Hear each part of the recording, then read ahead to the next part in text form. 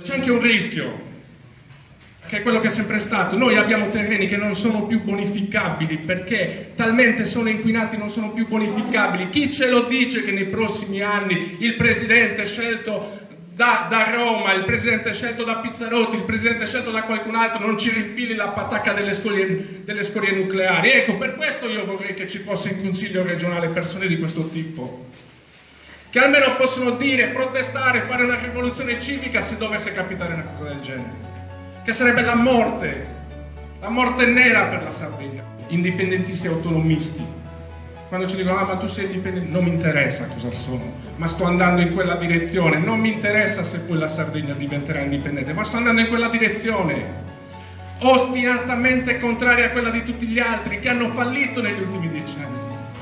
Ecco, magari ne vale la pena oggi da solo pensare e partire che possono fare un progetto di questo tipo, che c'è un gruppo che non si piega, indipendenti, che non devono niente alla politica, che non vogliono niente dalla politica, ma che possono entrare in Consiglio regionale a tutelare gli interessi dei sardi. Questo è il progetto.